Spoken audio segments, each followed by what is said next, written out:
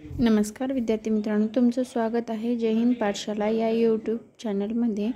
आज आपण विज्ञान आणि तंत्रज्ञानाचा शेवटचा 9व्या वर्गाचा चॅप्टर अभ्यासणार आहोत, ज्याचं नाव आहे आकाश निरीक्षण दुर्बीण।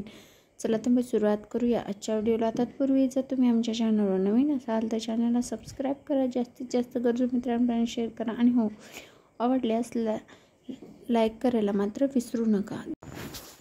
चॅप्टर 18वा आणि हा 9वीच्या विज्ञानातील शेवटचा चॅप्टर आहे, ज्याचं नाव आहे आकाश निरीक्षण आणि दुर्बीण, ज्यामध्ये आपल्याला प्रकाशाची विविध रूपे दिलेत। त्या अगोदर परिचय शास्त्रज्ञांचा। या सत्रामध्ये चष्मा तयार होणाऱ्या हॉन्स लिप्पर्शे या संशोधकाने 1618 मध्ये दोन भिंग एकमेकांसमोर धरून पहिली दुसरी वस्तू जवळ दिसते याचा शोध लावला व पहिली दुर्बीण तयार केली। त्यानंतर 1609 मध्ये गॅलिलिओने दुर्बीण तयार करून तिचा उपयोग आकाशाच्या अभ्यासासाठी केला। डोळ्यांनी दिसतात त्यापेक्षा अधिक तारे आकाशात आहेत हे त्यांच्या लक्षात आले।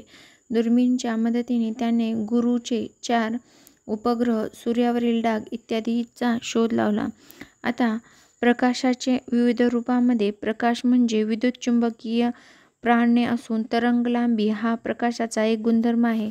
ज्या प्रकाशाची तरंगलांबी जवळपास 400 नॅनोमीटर ते 800 नॅनोमीटर आहे, तोच प्रकाश आपल्याला डोळ्यानं पाहू शकतो, त्यालाच आपण दृश्य प्रकाश तरंग असं म्हणतो। परंतु या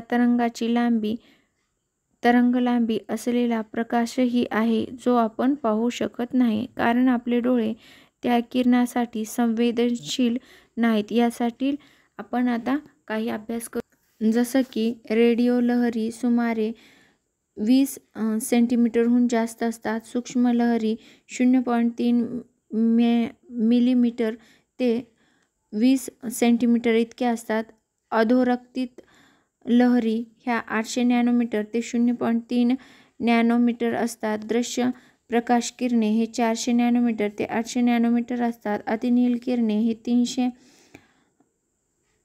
pm ते 400 नॅनोमीटर एवढे असतात। क्ष किरण हे 300 pm ते 300 pm इतके असतात, तर गॅमा किरण 3 pm पेक्षाही कमी असतात। 1 नॅनोमीटर बरोबर 10⁻⁻⁰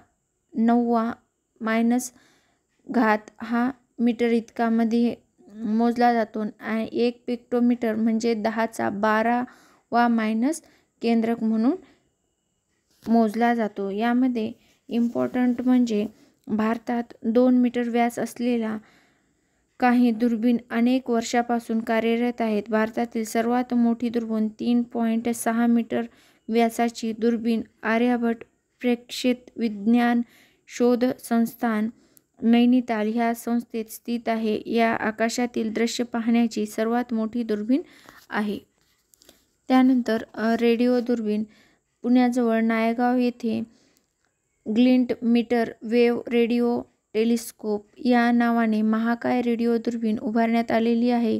ग्रह ताऱ्यापासून येणाऱ्या मीटरमध्ये तरंगलांबी असणाऱ्या रेडिओ तरंगांचा वापर करून खगोलीय वस्तूंचा अभ्यास करण्यासाठी ही दुर्बीण उभारण्यात आली आहे। ही दुर्बीण म्हणजे 30 पॅराबोला आकाशाच्या दुर्बीणींचा समूह आहे।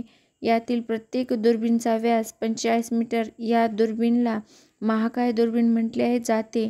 याचे कारण म्हणजे यातील 30 दुर्बीणींची रचना 25 किलोमीटर पसरलेल्या क्षेत्रात केली आहे। ही रचना म्हणजे जणू काही 25 किलोमीटर व्यास असलेली एक दुर्बीणच होय। म्हणजेच 25 किलोमीटर व्यास असलेल्या दुर्बिणीद्वारे जी माहिती मिळाली असती ती माहिती या 30 दुर्बिणींच्या समूहाद्वारे मिळते, ज्याला GMRT ही भारतीय वैज्ञानिक व तंत्रज्ञांनी कमीत कमी खर्चात निर्माण केलेली जगातील दर्जाच्या संशोधन सुविधा आहे। या दुर्बीणीद्वारे सूर्यमाला, सौरवारे, स्पंदन, महास्फोट व ताऱ्यांदरम्यान असलेल्या हायड्रोजन ढगाचा अभ्यास केला जातो। या दुर्बीणीचा उपयोग करण्यासाठी जगभरातून शास्त्रज्ञ भारतात येत असतात। त्याचबरोबर 1990 साली अमेरिकेचा नासा संस्थेने हबल या दृश्य प्रकाश दुर्बिणीचे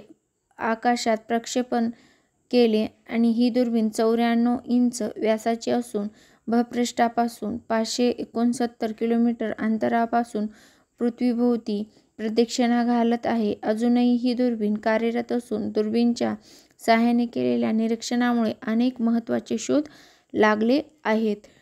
त्यानंतर क्षकिरण ग्रहण करून त्यांच्या स्रोताचा अभ्यास करण्यासाठी 1999 साली अमेरिकेच्या नासा संस्थेने चंद्र क्षकिरण दुर्बीण आकाशात सोडली. क्षकिरण परावर्तित करू शकतील अशा विशिष्ट आकाशाचा उपयोग या दुर्बिणीत केला जातो. या चंद्र दुर्बिणीद्वारे तारे, दीर्घिका यांच्याविषयी खूप उपयुक्त माहिती मिळवून दिली आहे. चंद्रा हे नाव प्रसिद्ध भारतीय वैज्ञानिक चंद्रशेखर सुब्रमण्यम यांच्या स्मरणार्थ या दुर्बिणीला दिलेली आहे. त्यानंतर इस्रोची स्थापना ही 1969 साली झाली आहे. त्यानंतर ॲस्ट्रोसॅट भारतीय अंतरिक्ष अनुसंधान केंद्राद्वारे 2015 मध्ये ॲस्ट्रोसॅट या कृत्रिम उपग्रहाचे प्रक्षेपण करण्यात आले. या उपग्रहावर अतिनील क्षकिरणे ग्रहण करण्याच्या दुर्बीण व उपकरणे बसवण्यात आलेली आहेत. याचे अधिकांश भाग भारतातच तयार झालेले आहेत. अशा प्रकारे जगातला हा एक अद्वितीय उपग्रह आहे. याद्वारे मिळालेली माहिती वापरून भारतीय खगोलशास्त्रज्ञ आकाशातील विविध घटकावर शोधकार्य करीत आहेत. आज आता आपण इथेच थांबूया. भेटूया पुढील व्हिडिओमध्ये. व्हिडिओ शेवटपर्यंत पाहिल्याबद्दल धन्यवाद. आणि हो, सर्वच्या सर्व 9व्या वर्गाचं विज्ञानचं पुस्तक अपलोड झालंय. जर तुम्हाला ते पाहायचं असेल तर पाहून घ्या. धन्यवाद.